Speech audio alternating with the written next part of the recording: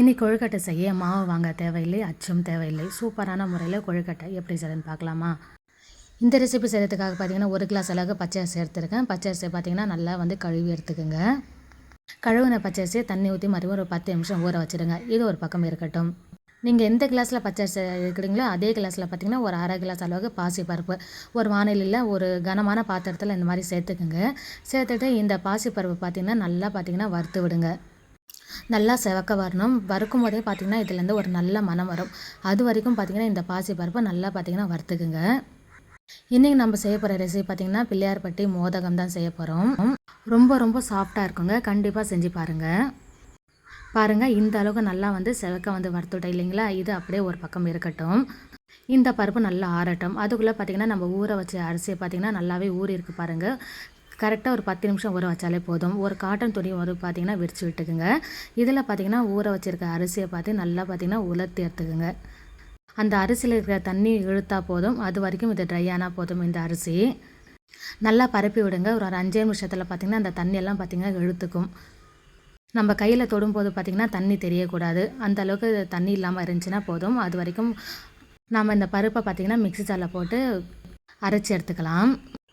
இந்த அளவுக்கு நைஸாக பவுடர் ஆக்கிக்குங்க. இந்த பாசிப்பருப்பு நம்ம வறுத்த பாசிப்பருப்பு இந்த அளவுக்கு பார்த்திங்கன்னா நைஸ் பவுடரை ஆக்கி எடுத்துக்குங்க. இது ஒரு பக்கம் அப்படியே இருக்கட்டும். நம்ம உலர்த்தி வச்ச அரிசி பார்த்திங்கன்னா நல்லாவே ட்ரை ஆகிருக்கு பாருங்கள். இந்த அளவுக்கு இருக்கணும் அரிசி. இதுவும் பார்த்திங்கன்னா மிக்ஸி ஜாரில் போட்டு அரைக்கப்படும். அதுக்கு முன்னாடி பார்த்திங்கன்னா நம்ம பாசிப்பருப்பு அரைச்சி வச்சுருக்கோம் இல்லைங்களா? அதை பார்த்திங்கன்னா ஒரு கனமான பாத்திரத்தில் மாற்றிக்குங்க. அப்போ தான் நம்ம கிண்டும் போது பார்த்திங்கன்னா அடிப்பிடிக்காமல் இருக்கும். அதனால் பார்த்திங்கன்னா கனமான பாத்திரத்தை மாற்றிக்குங்க. அப்படி இல்லைனா குக்கர் இருந்தால் கூட அதில் கூட நீங்கள் எடுத்துக்கோங்க. இப்போ பாசிப்பருப்பு அரைச்சி அதே மிக்ஸி ஜாரில் இந்த அரிசியும் பார்த்திங்கன்னா நல்லா நைஸ் பவுடராக ஆக்கி எடுத்துக்கலாம். இதுவரையிலும் நம்ம சேனலை சப்ஸ்கிரைப் பண்ணாமல் இருந்தீங்கன்னா சப்ஸ்கிரைப் பண்ணிக்கோங்க. கூட இருக்க பெல் சிம்பிள் கிளிக் பண்ணிட்டு ஆல் ஆப்ஷனை கிளிக் பண்ணிக்கோங்க. இப்போ அரிசி இந்த ஜாருக்கு மாற்றியாச்சு பாருங்கள். இந்த அளவுக்கு நைஸ் பவுடராக ஆக்கி எடுத்துக்கோங்க. இப்போ இந்த அரிசி மாவை எடுத்துன்னு போய் நம்ம பாசிப்பருப்பு வானிலையில் சேர்த்துருக்கோம் இல்லைங்களா?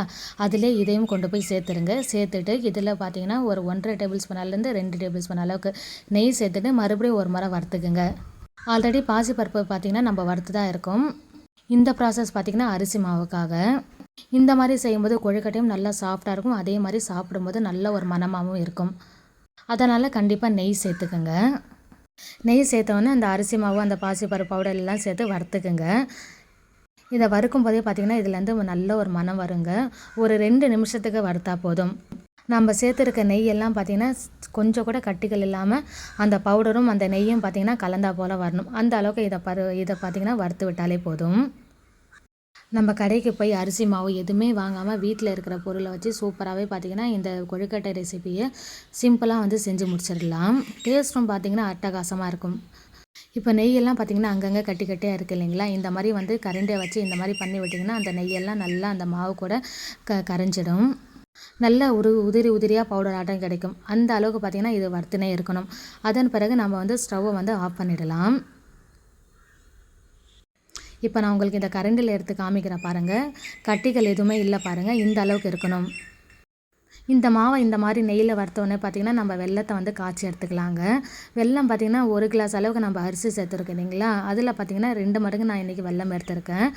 கொஞ்சம் ஸ்வீட் கொஞ்சம் கம்மியாக சாப்பிட்றவங்க பார்த்திங்கன்னா 1க்கு 1 இந்த ரேஷியோவில் எடுத்துக்கோங்க. நான் இன்றைக்கி இந்த தூள் வெல்லம்லாம் விற்கும் இல்லைங்களா? அதுதான் தண்ணியில் கரைச்சி எடுத்துருக்கேன். 1 கப் அளவுக்கு வெள்ளை கரைசல், அதே மாதிரி பார்த்திங்கன்னா மறுபடியும் 1 கப் அளவுக்கு தண்ணி, சரியாக பார்த்திங்கன்னா 2 கப் அளவுக்கு நான் இதில் தண்ணி சேர்த்துருக்கேன். நம்ம சேர்த்துருக்க வெல்லம் பார்த்திங்கன்னா கீழே கட்டியாக இருக்கும் இல்லைங்களா? அதை கரைகிற வரைக்கும் இதை இந்த வெல்லத்தை காய்ச்சினா போதுங்க. இந்த வெள்ளை தண்ணி பார்த்திங்கன்னா சூடு ஏறுற செகண்டாக இருக்கும். அதுக்குள்ளே பார்த்திங்கன்னா இந்த கட்டிகள் எல்லாமே கரைஞ்சிடும். இப்போ இதை கரைச்சிட்டுனே இருக்கும்போது பாருங்கள் இந்த அளவுக்கு கட்டிகள் எதுவுமே இல்லாமல் ரெடி ஆகிடுச்சு பாருங்கள் இந்த வெள்ளை தண்ணி. இதை கொண்டு போய் நம்ம மாவு வறுத்து இருக்குதுங்களா? அடுப்பை ஆஃப் பண்ணிவிட்டு இந்த வெள்ளை தண்ணியை சேர்த்து மாவை பார்த்திங்கன்னா முதல்ல கரைச்சி விட்டுக்குங்க. நீங்கள் அடுப்பு ஆன்லேயே வச்சு செய்யும்போது அங்கங்கே கட்டியாக மாறிடும். அதனால் முதல்ல பார்த்திங்கன்னா இந்த மாவையும் இந்த வெள்ளை தண்ணியும் சேர்த்து கரைச்சி விட்டுது. அதன் பிறகு பார்த்திங்கன்னா ஸ்டவ்வை ஆன் பண்ணிக்கோங்க. நம்ம சேர்த்துருக்க அந்த 1 கப் தண்ணி 1 கப் வெல்லம் பார்த்திங்கன்னா இந்த மாவுக்கு போதுமானதாக இருக்கும். அதே மாதிரி நான் எடுத்துருக்க அளவும் பார்த்திங்கன்னா ஸ்வீட்டும் கரெக்டாக இருந்தது. இப்போ எல்லாமே இது மாதிரி கரைச்சி விட்ட பிறகு அதன் பிறகு அடுப்பை ஆன் பண்ணிக்கோங்க. ஆன் பண்ணிவிட்டு இந்த அரிசி மாவு பார்த்திங்கன்னா இந்த மாதிரி கிண்டி விட்டுனே இருங்க. கிண்டி விட்டுனே இருக்கும்போது நல்ல ஒரு கட்டியான பதத்துக்கு வரும். ஆல்ரெடி நம்ம மாவு கூட வறுத்து தான் வச்சுருக்கோம். அதே மாதிரி பாசிப்பருப்பு எல்லாமே வறுத்து தான் நம்ம இதில் வந்து சேர்த்துருக்கோம். மறுபடியும் பார்த்திங்கன்னா இட்லி பாத்திரத்தில் வச்சு இதை வந்து வேக வச்சு எடுக்க போகிறோம். அதனால் பார்த்திங்கன்னா இந்த மாவு கட்டியான வரைக்கும் இந்த மாதிரி கிண்டி விட்டாலே போதும். இந்த மாவு இதிலே வேக வேண்டிய அவசியம் இருக்காது. மாவு வந்து இந்த மாதிரி கை விடாமல் கிண்டினே இருங்க. இதை அப்படியே சிம்லே விட்டுருங்க. இப்போ நம்ம மாவு அரைச்ச அதே மிக்ஸி ஜாரில் பார்த்திங்கன்னா ஒரு அரை கப் அளவுக்கு நான் தேங்காய் சேர்த்துருக்கேன். நீங்கள் துருவதாக இருந்தால் துருவி எடுத்துருக்கேன். நான் இன்றைக்கி மிக்ஸி ஜாரில் போட்டு இந்த மாதிரி வந்து துருவி எடுத்துருக்கேன். இதை அப்படியே ரெடியாக ஒரு பக்கம் வந்து ரெடி பண்ணி வச்சுக்கோங்க. இப்போ இந்த மாவு பார்த்திங்கன்னா நல்லா கட்டியாகி வருது பாருங்கள். நம்ம கொழுக்கட்டை மாவு எந்த அளவுக்கு பார்த்திங்கன்னா செஞ்சு எடுப்போமோ அதே மாதிரி தான் இதுக்கும் வந்து செஞ்சு எடுக்கணும். இது செய்கிறதுக்கு பார்த்திங்கன்னா ஒரு 2 நிமிஷம் வேலை தான். டக்குன்னு பார்த்திங்கன்னா மாவு பார்த்திங்கன்னா கட்டியாகி வந்துடும். நல்லா பிறண்டு அந்த பாத்திரத்தில் ஒட்டாமல் வரணும். அந்த அளவுக்கு பார்த்திங்கன்னா இதை வந்து இந்த மாதிரி கிண்டி விட்டுனே இருங்க. கண்டிப்பாக இந்த ரெசிபியை நீங்களும் வந்து வீட்டில் செஞ்சு பாருங்கள். செஞ்சு பார்த்துட்டு உங்களுக்கு எப்படி வந்திருக்குன்னு சொல்லி கமெண்ட் செக்ஷனில் கமெண்ட் பண்ணுங்கள்.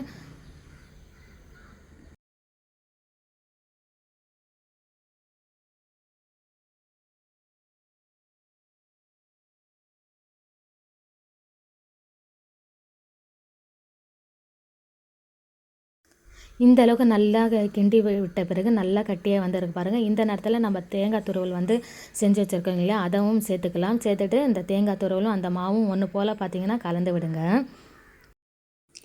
இந்த தேங்காய் துருவலும் இந்த மாவும் பார்த்திங்கன்னா ஒன்று போல் கரைச்சி விட்டுட்டு நம்ம தேங்காய் துருவல் பார்த்திங்கன்னா சேர்த்து இருக்கிறதே தெரியக்கூடாது. அந்த அளவுக்கு பார்த்திங்கன்னா இந்த மாவை இந்த மாதிரி வந்து கிண்டி விட்டுனே இருங்க. அதன் பிறகு இதை பார்த்திங்கன்னா இன்னொரு பாத்திரத்தில் மாற்றிட்டு இதை வந்து ஆற வச்சிடலாம்.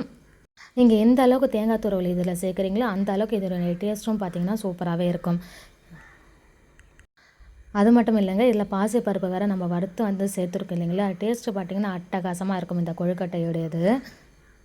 எல்லாமே இந்த மாதிரி கிண்டி விட்ட பிறகு கையில் வந்து தொட்டு பாருங்கள். கையில் பார்த்திங்கன்னா ஒட்டாமல் வரும் உங்களுக்கு.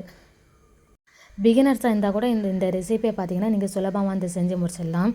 இதுக்காக நம்ம போய் அந்த கொழுக்கட்டைக்கு அச்செல்லாம் வாங்க வேண்டிய அவசியமே இல்லைங்க.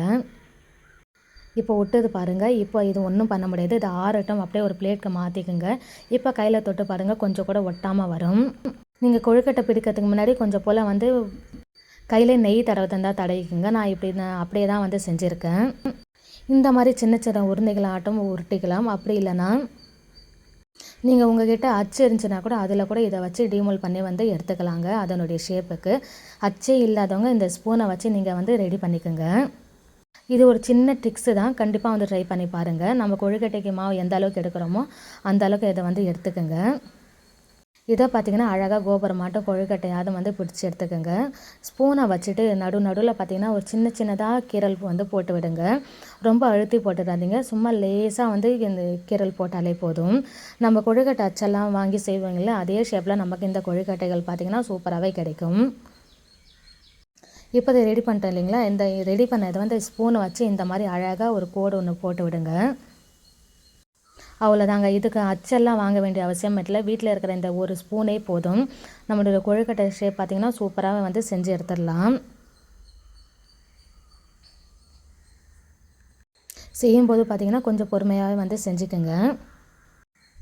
அவ்வளோதான். இந்த மாதிரி மேலாக்கா வந்து இந்த மாதிரி ஒரு சின்னதாக கோடு ஒன்று போட்டு விட்டாலே போதும். நம்மளுடைய கொழுக்கட்டைகள் எல்லாம் பார்த்திங்கன்னா சூப்பராகவே ரெடி ஆகிடுச்சு பாருங்கள்.